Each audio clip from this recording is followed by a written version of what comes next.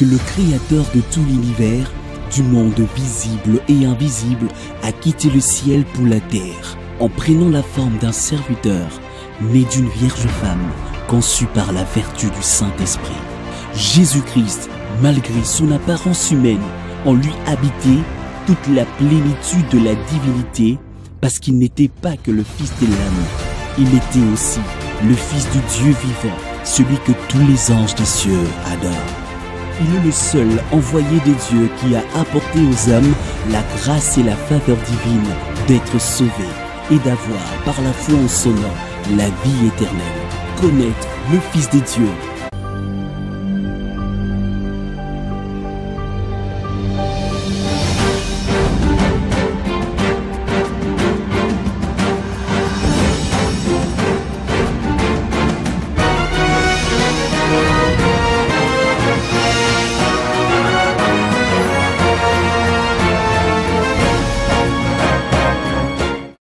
Shalom bien-aimés, vous tous amoureux de l'émission Posons le fondement. Je vous souhaite une très bonne soirée. Posons le fondement, c'est une émission de maturité, une émission d'enseignement, une émission où nous faisons un effort pour prêcher Jésus-Christ et Jésus-Christ seul. Nous prêchons la doctrine de Christ, la doctrine prêchée par les apôtres. C'est celle que nous sommes en train de continuer encore à prêcher aujourd'hui. Et il est très important de rebâtir sur les anciennes ruines, parce que l'ennemi, son objectif, c'est de détruire les fondements que les apôtres avaient déjà posés, savoir Christ. Moi, c'est le pasteur Cédric Lukusa. Je suis le pasteur de l'église Temple Chrétien Mont-Carmel.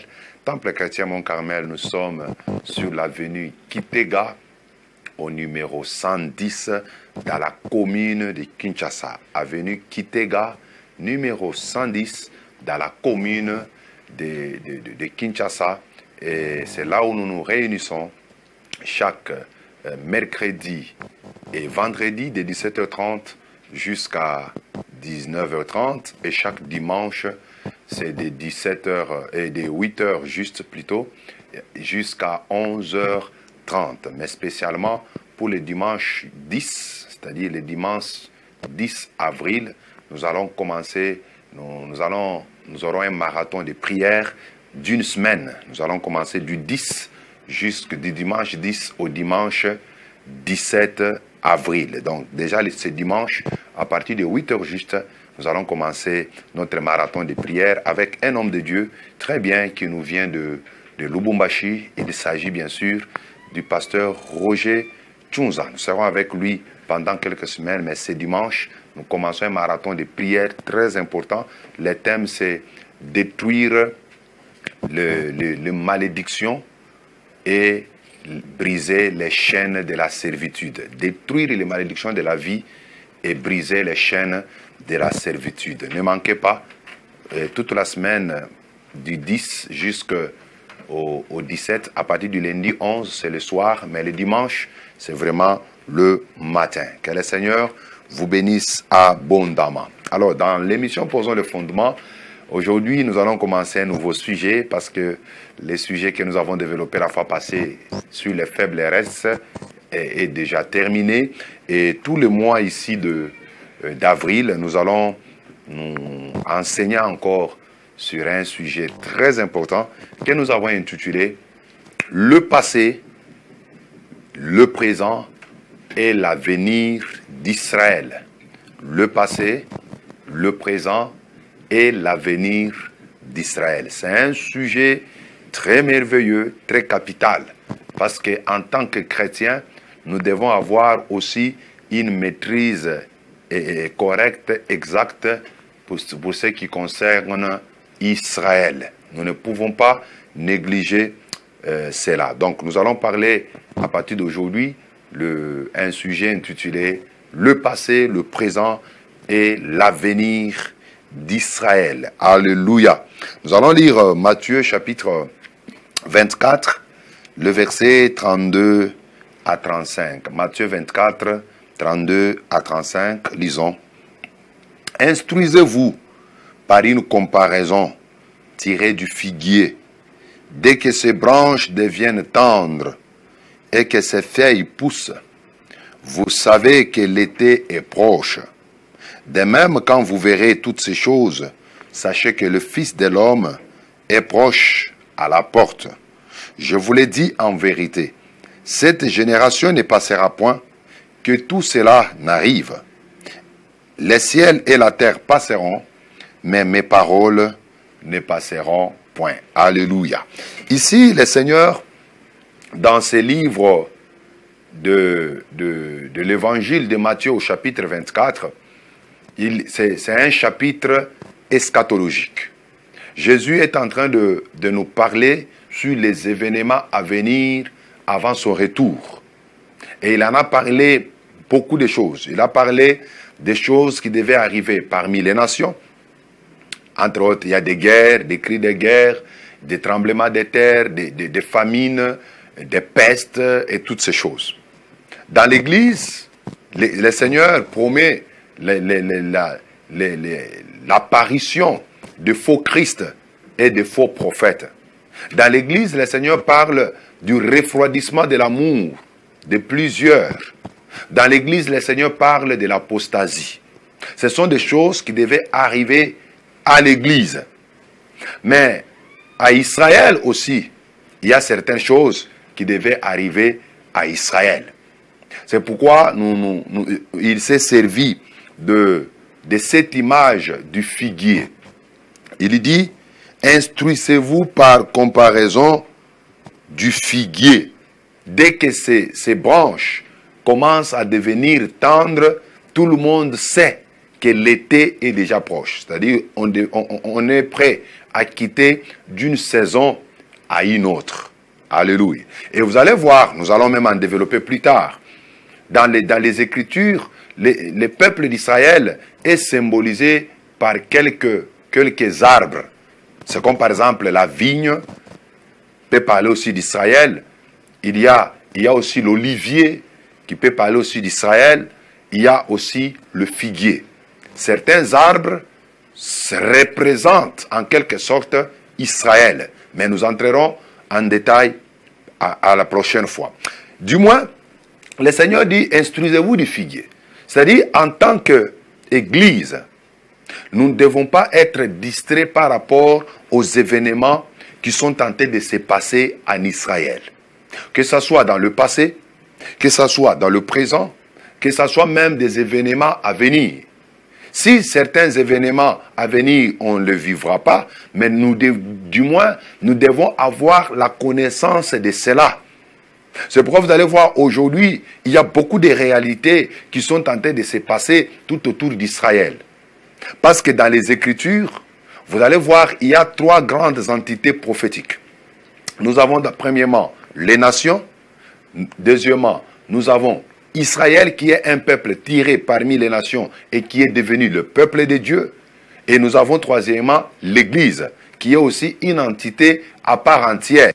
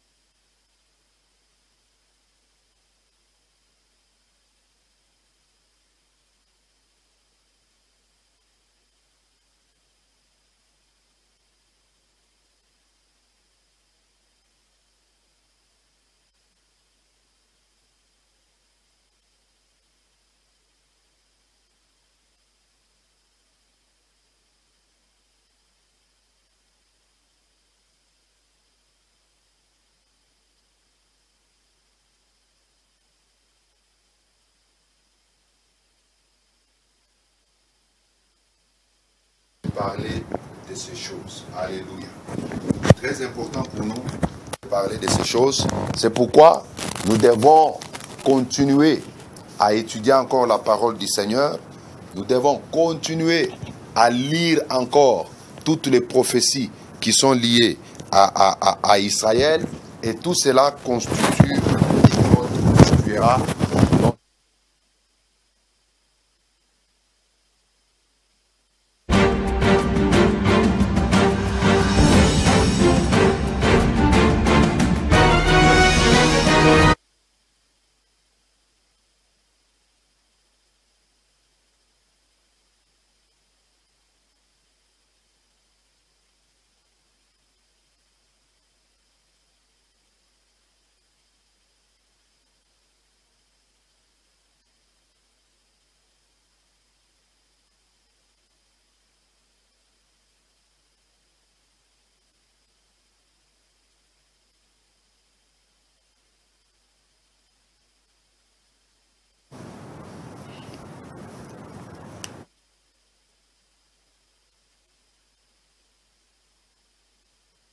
Pour ces petits problèmes de la technique. Je disais, nous sommes en train de parler sur le passé, le présent et le futur d'Israël. C'est très important en tant que chrétiens que nous puissions connaître ces choses. Parce qu'en Matthieu 24, comme nous l'avons dit, versets 32 à 35, Jésus nous parle, nous exhorte de nous instruire à partir du figuier.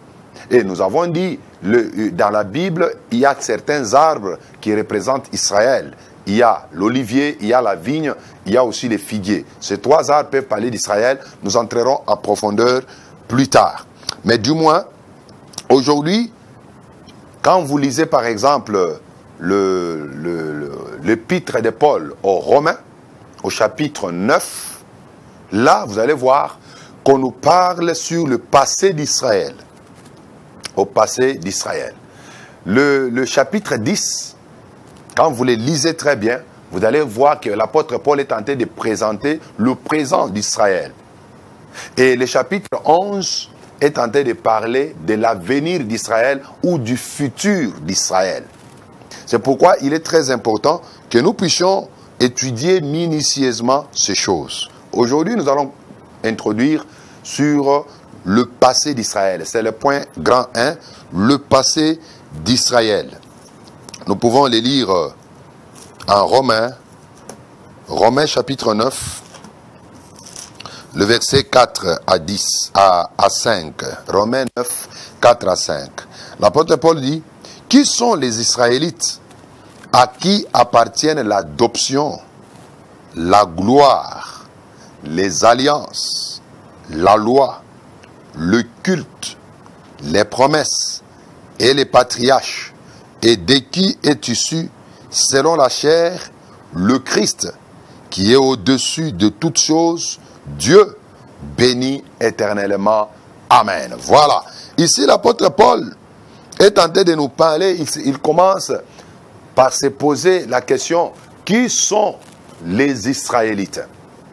Qui sont les Israélites? Et il a énuméré un tas de choses qui concernent Israël. Mais vous allez voir que lorsque nous parlons des Israélites, il s'agit des descendants d'Abraham à partir d'Isaac, Jacob, et c'est ce qui a donné pratiquement naissance à toute une nation qu'on appelle Israël.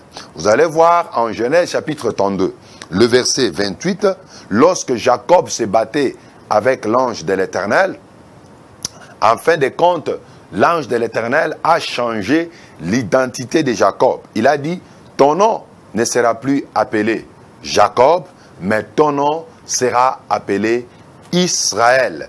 Ton nom sera appelé Israël parce que tu as combattu avec Dieu. Tu étais vainqueur, tu as combattu encore avec les hommes, tu es sorti vainqueur. Alléluia. C'est par là que le nom d'Israël a commencé.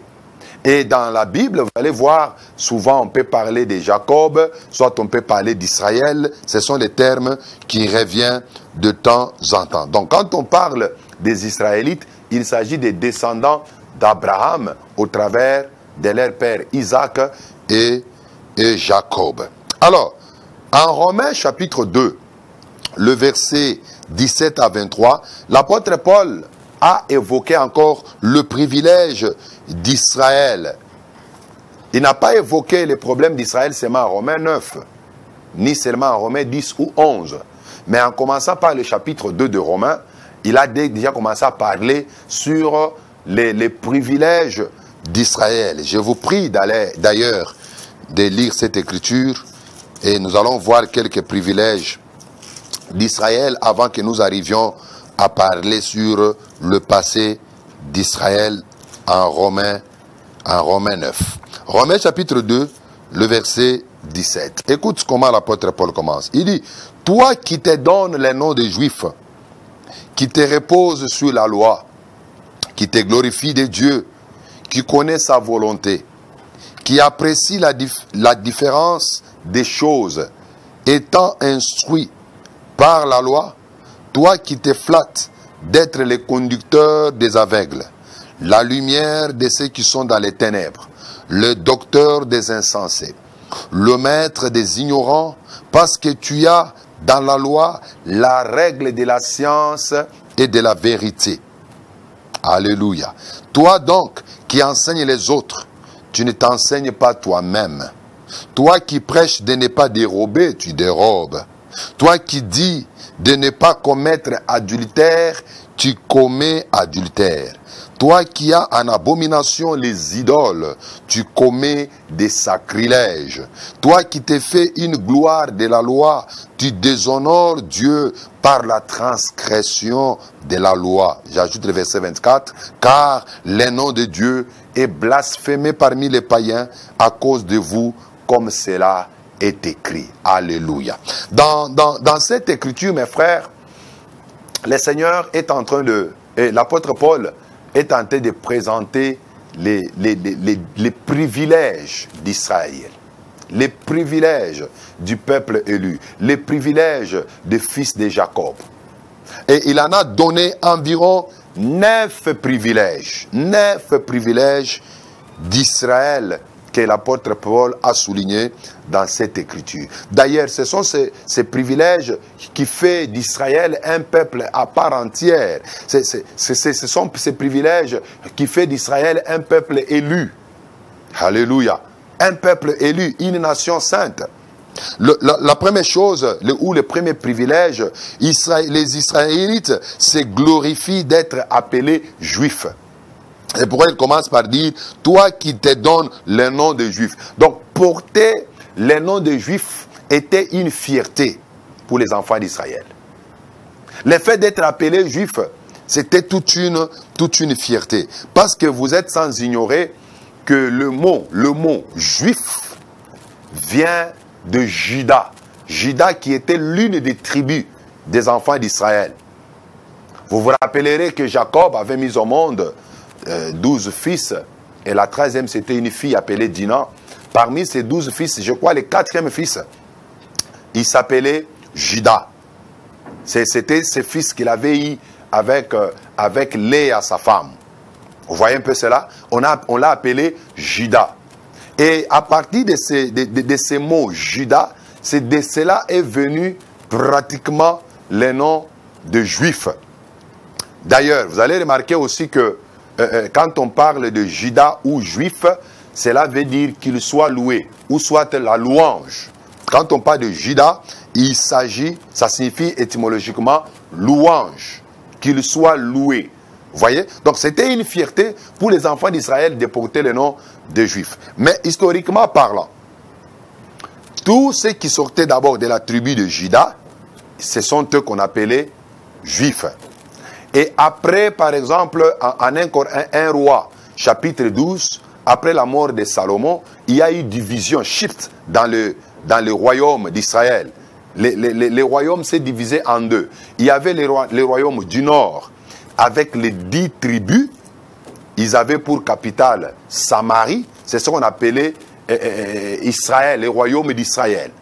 Et au sud, il y avait un autre royaume qu'on appelle le royaume du sud, qui était constitué tout simplement de la tribu de Juda et de la tribu de Benjamin. Alors, on appelait ce royaume le royaume de Juda.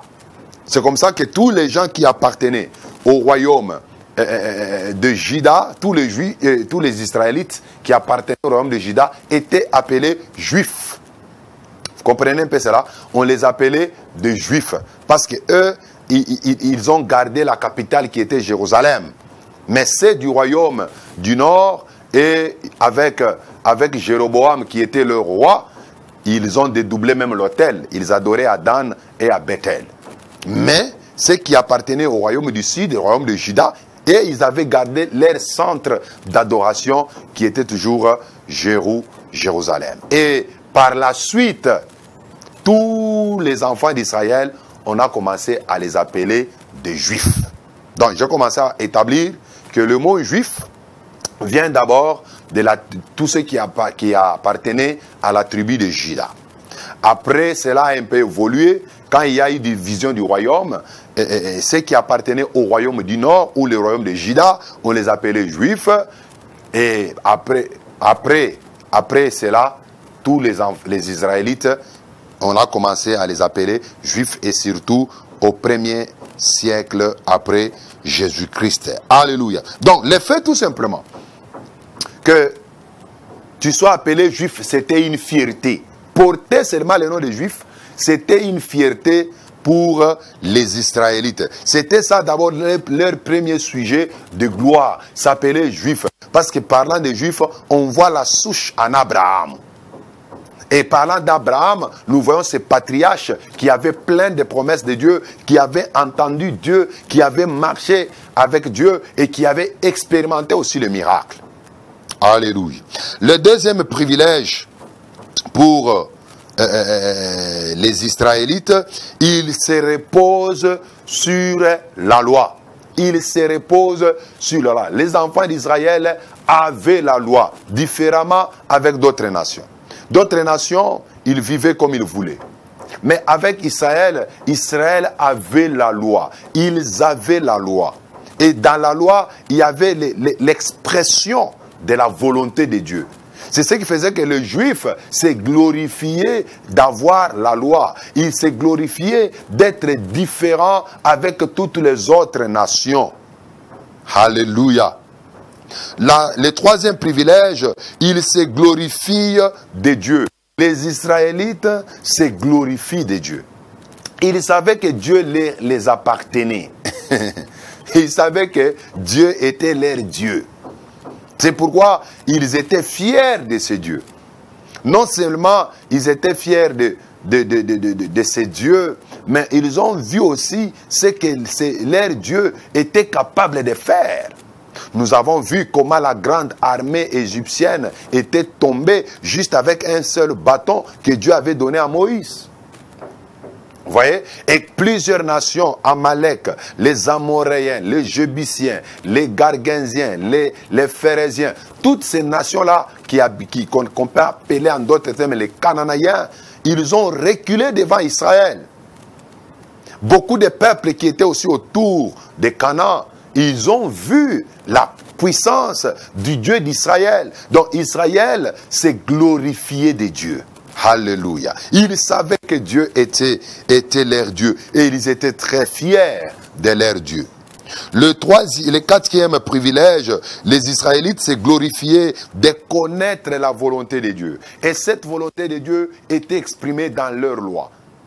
Ils se glorifiaient d'avoir la connaissance de Dieu. Ils se glorifiaient parce qu'ils connaissaient le Seigneur. Donc, connaître Dieu était pour les Juifs un sujet de gloire. Et cinquièmement, ils se glorifient de connaître, à faire la différence des choses par instruction de la loi. Les Juifs, les Israélites se glorifiaient d'avoir la connaissance de faire la différence des choses par l'instruction reçue de la loi. C'est-à-dire, avec la loi que les enfants d'Israël avaient, ils avaient la capacité. Ils avaient la capacité de distinguer les choses, de faire la différence des choses, de choisir entre ce qui est bien et ce qui est mal. Ils avaient la connaissance de différencier les biens et le mal. Parce qu'ils savaient que Dieu aime ça, Dieu n'aime pas ça. Et c'était pour eux un sujet de gloire. Oh mes frères, Lorsque vous avez la capacité de différencier les choses que Dieu aime et les choses que Dieu est, vous êtes un homme béni. Vous êtes un homme béni. Et la sixième chose, ou le sixième privilège, les Juifs, ils se flattent d'être conducteurs des aveugles. L'apôtre Paul dit, toi tu t'es dit conducteur des aveugles. Qui sont les aveugles ici? Ce sont d'autres nations. D'autres nations non juives étaient appelées aveugles en d'autres termes. Ce sont des païens, les gens qui ne connaissent pas Dieu. C'est lui qui n'a pas la connaissance du vrai Dieu, c'est un aveugle. Même s'il peut avoir des yeux, même s'il peut porter des lunettes et des loupes, mais le fait qu'il ne connaît pas le Seigneur, c'est un aveugle. Donc même toi qui me suis, si tu ne connais pas bien Dieu, tu es un aveugle. Si tu ne crois pas en Jésus, tu es un aveugle. Quels que soient les diplômes que tu peux avoir, mais si tu n'as pas la connaissance du vrai Dieu, tu es un aveugle. Et les Juifs s'est glorifié d'être les conducteurs des aveugles. Parce que eux, ils avaient la lumière, ils avaient la connaissance du vrai Dieu. Septièmement, et septième privilège, il se flatte d'être la lumière de ceux qui sont dans les ténèbres. Le juif s'est flatté d'être la lumière de ceux qui étaient dans les ténèbres. Qui étaient dans les ténèbres? Ce sont toujours les païens, ce sont toujours les nations non juives, les nations païennes. Ce sont eux qu'on peut appeler les gens qui sont dans les ténèbres. Et les Juifs, parce qu'ils avaient Dieu, parce qu'ils connaissaient Dieu, ils s'est flatté d'être la lumière. Donc quand un Juif quelque part, parmi les nations, il apporte la lumière. Il apporte la lumière. Et ils étaient fiers. Parce que Dieu les avait choisis pour être comme des témoins. Les témoins de la bénédiction, d'être au service du vrai Dieu. Alléluia. Et huitièmement, les Juifs se flattent d'être le docteur des insensés. Qui est un insensé? Un insensé, c'est quelqu'un qui ne croit pas en Dieu. C'est quelqu'un qui ne croit pas à l'existence de Dieu. C'est quelqu'un qui vit comme si Dieu n'existait pas. Ces gens-là, c'est ce qu'on appelle insensés.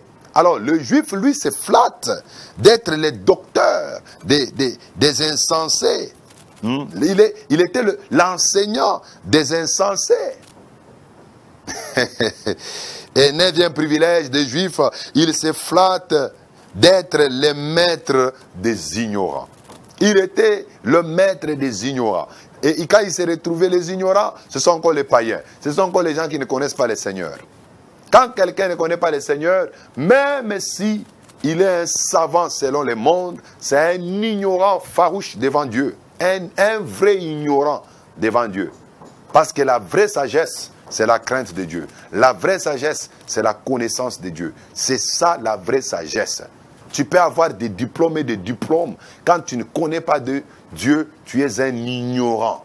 Tu es un ignorant. C'est ça. Et le Juif, lui, parce qu'il connaissait Dieu, il avait la loi, il a enseigné la loi, alors il s'est considéré comme étant le maître des ignorants. Alors, cet orgueil spirituel, beaucoup d'églises et beaucoup d'hommes de Dieu en ont aussi.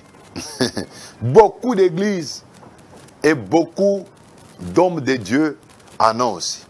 Parce que Paul commence par dire, toi qui te donnes le nom des Juifs, qui te repose sur la loi, qui te glorifie de Dieu, qui connaît sa volonté, qui apprécie la différence des choses, étant instruit par la loi. Vous voyez? Il a énuméré tout un tas de choses. Et les Juifs s'est glorifié de cela. Et aujourd'hui, il y a certaines églises, il y a certains hommes de Dieu qui se glorifient parce qu'ils ont la connaissance. Vous savez que la connaissance enfle. Lorsque vous avez la connaissance des Écritures, si vous ne tirez pas attention, le plus grand piège des gens qui ont la connaissance des Écritures, c'est l'orgueil. C'est pourquoi vous allez voir, il y a certaines églises qui disent il n'y a que eux qui détiennent la totalité de la vérité et toutes les autres églises sont dans les mensonges. Il y en a d'autres qui te diront nous c'est notre prophète qui est le vrai prophète majeur de ces temps. Si tu ne l'écoutes pas, si tu ne crois pas en lui, tu ne seras pas sauvé, tu n'auras pas la vie éternelle. C'est de l'orgueil religieux.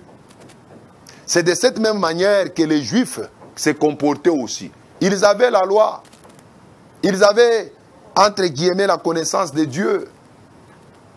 Mais regardez les paradoxes que l'apôtre Paul souligne maintenant au verset 21 à 23. Il dit, toi qui enseignes les autres, tu ne t'enseignes pas toi-même. Premier paradoxe. Les Juifs enseignaient les autres. Ils avaient la loi. Ils se considéraient comme étant les maîtres des ignorants.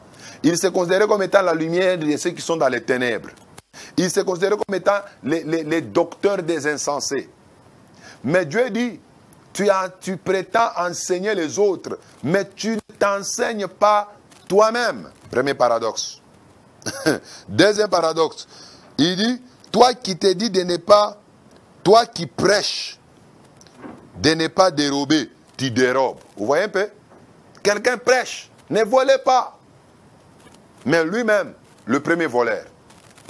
Troisième paradoxe, il dit, toi qui commets, tu dis de ne pas commettre adultère, mais tu commets adultère. Vous voyez un peu? Il ne faut pas commettre l'adultère, mais lui-même, il est le premier à commettre l'adultère. 4. On dit, toi qui as en abomination les idoles, tu commets des sacrilèges. 4 paradoxes que l'apôtre Paul souligne pour les gens, les Juifs qui étaient dans l'orgueil religieux. Ils enseignaient les autres, mais ils ne s'enseignaient pas eux-mêmes. Ils prêchaient aux autres de ne pas dérober, mais eux-mêmes dérobaient. Ils prêchaient aux autres de ne pas commettre adultère, mais eux le premier à commettre adultère. Ils prêchaient aux autres de ne pas être en abomination avec Dieu en touchant aux idoles, mais eux étaient les premiers à commettre des sacrilèges. Et ces paradoxes, c'est ce que nous constatons aujourd'hui parmi les chrétiens et parmi aussi les hommes de Dieu, les prédicateurs.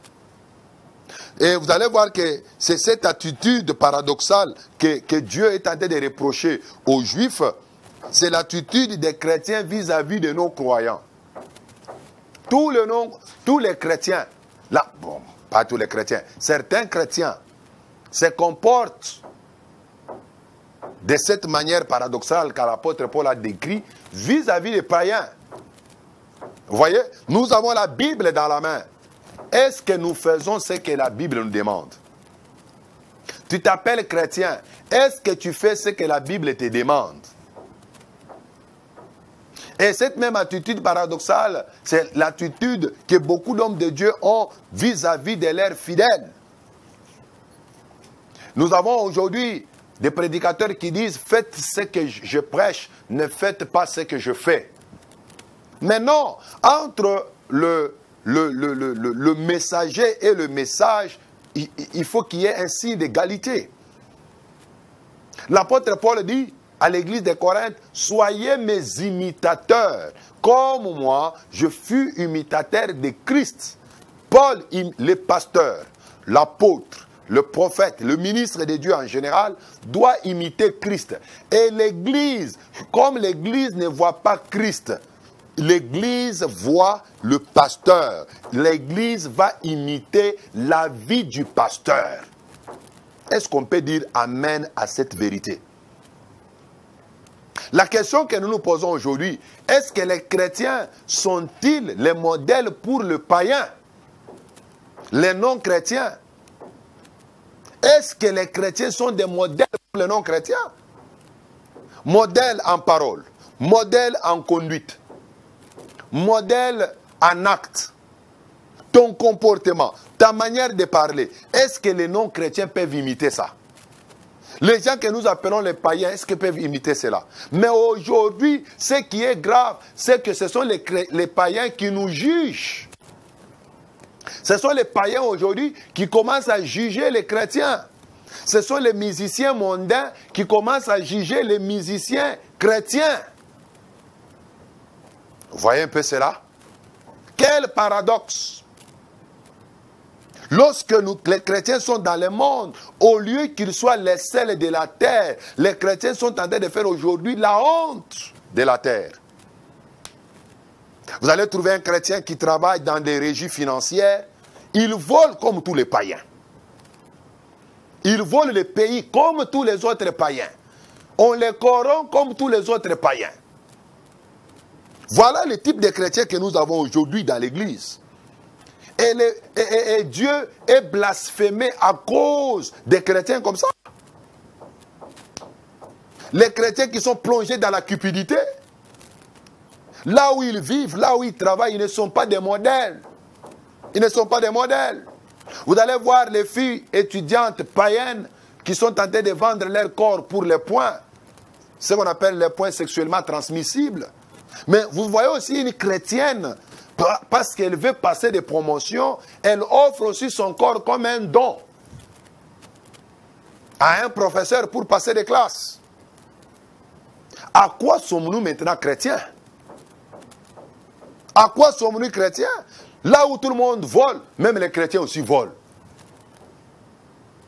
Alors que même le mot chrétien n'est pas venu de Jésus ni des apôtres. Ce sont les païens qui ont constaté la bonne manière de vivre des croyants, des disciples de Jésus-Christ. Ce sont eux qui ont dit, vous, on commence à vous appeler les chrétiens.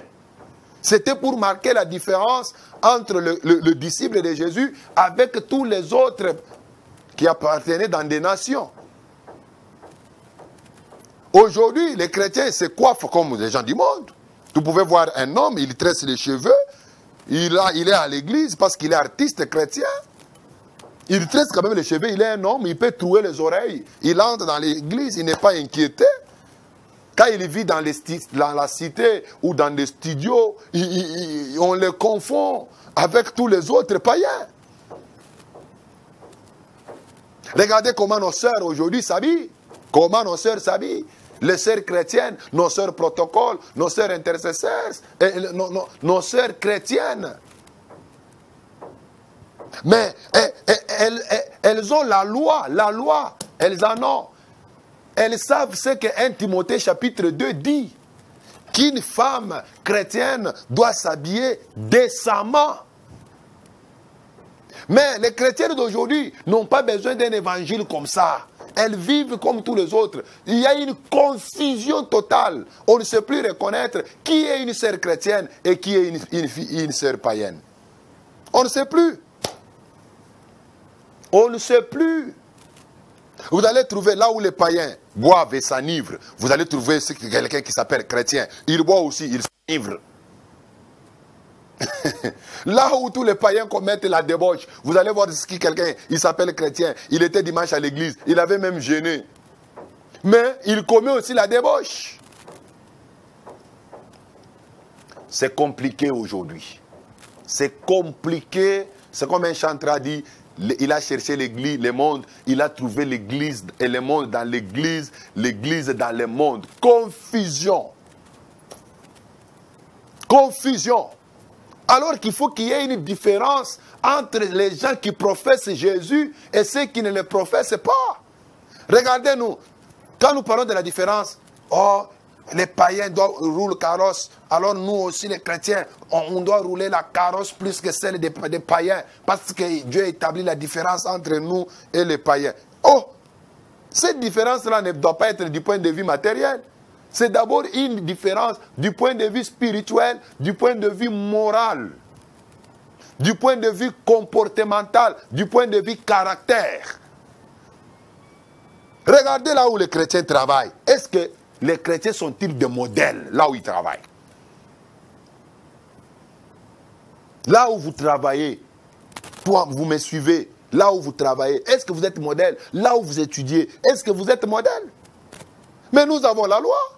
Nous disons que nous connaissons Dieu. Nous pouvons réciter les Écritures même par cœur, comme des perroquets. Mais la vie, les caractères, c'est ce qu'on ne voit pas. Je rentre maintenant pour nous des prédicateurs. Un prédicateur, c'est un modèle du peuple. Les gens qui sont assis dans les bancs là, ils imitent tout ce que nous faisons. Tout ce que nous faisons. D'ailleurs, mes frères, pour Dieu, renoncer au mal est prioritaire que dénoncer le mal. Pour Dieu, renoncer au mal est prioritaire que dénoncer le mal. Ne soyons pas là seulement comme des donneurs de leçons, mais nous devons vivre ce que nous prêchons. Nous devons vivre ce que nous enseignons.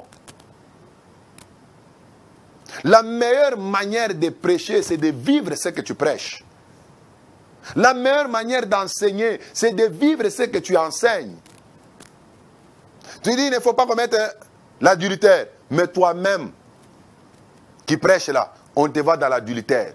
Un prédicateur qui a des facilités pour toucher les filles d'autrui sur le dos, ça c'est quel type d'enseignant? C'est quel type de pasteur? Il touche vraiment les filles d'autrui au chevet. Ma fille, elle aussi l'appelle daddy. Non, non, non. Il faut quand même de l'éthique. Il faut quand même de l'éthique. Imaginez, il y a des hommes de Dieu, ils sortent même avec les sœurs de l'église. D'autres mélangent grande sœur, petite sœur. Mais quand ils montent à la chair, ne commettez pas l'adultère. Ça n'aura pas d'effet. Jésus dit à ses disciples, les paroles que je vous donne, ce sont des paroles vie et esprit. Ce que nous prêchons, nous sommes en train de donner la vie aux fidèles. Comment tu vas donner la vie que tu n'as pas? Tu vas voler, tu vas prêcher, ne volez pas. Toi-même, tu escroques l'argent de tes fidèles. Quand tu prends la dette chez un fidèle, tu ne remets pas. Mais tu prêches de ne pas voler, de ne pas dérober. Non, non, non, mes frères. Il ne faut pas prêcher, il ne faut pas commettre l'idolâtrie. C'est une abomination devant le Seigneur. Mais toi-même là, quand tu vas entrer à votre temple, on doit arrêter la musique, on doit arrêter l'adoration et on dit maintenant nous allons recevoir l'homme qui fait trembler l'enfer, l'homme, et on arrête tout et tu entres là-bas. Mais en temps quand tu montes, l'idolâtrie, mais finalement, ce que tu prêches et ce que tu fais, ça ne concorde pas. Ça ne concorde pas, mes frères. C'est pourquoi, bien-aimés, nous devons retourner à la vérité. Nous devons prêcher la vérité et nous devons vivre la vérité. Nous devons vivre la vérité. Ne soyons pas seulement prêts pour condamner, pour dénoncer, mais nous devons aussi être prêts pour vivre ce que nous prêchons. C'est très important. Vivre ce que nous prêchons. Alléluia. C'est pourquoi c'est vraiment très important et très capital en tant qu'homme de Dieu de connaître ces choses. Alléluia. Alors, entrons maintenant dans le vif de notre message. Quel est le passé d'Israël? Parce que nous sommes en train de parler sur le passé, le présent et l'avenir d'Israël. Quel est maintenant le passé d'Israël? Nous retournons dans notre écriture de Romains, chapitre 9, le verset 4 à 5. Je vais encore relire. Qui sont les Israélites à qui appartiennent l'adoption, la gloire, les alliances, la loi, le culte, les promesses et les patriarches, et de qui est ici, selon la chair, de qui est ici, selon la chair, le Christ, qui est au-dessus de toutes choses. Dieu béni éternellement. Amen. Vous allez voir au travers de cette écriture, il y a 7 éléments qui déterminent ou qui expliquent le passé d'Israël. Les 7 éléments qui constituent pratiquement même la gloire du passé d'Israël. Il y en a environ 7. Je vais les énumérer aujourd'hui parce que l'état est déjà avancé et à la prochaine fois, nous allons commencer à entrer maintenant en détail de chaque élément. Premièrement, on nous parle de l'adoption. Donc les Israélites avaient l'adoption. Deuxième chose, la gloire les appartenait. Troisième chose, les alliances les appartenaient. Quatrième chose, la loi les appartenait. Cinquième chose, le culte les appartenait. Sixième chose, les promesses les appartenaient. Septième chose, le patriarche les appartenait. Même Jésus est sorti là-dedans, dans la lignée des patriarches. Jésus, dans la chair, c'est un juif.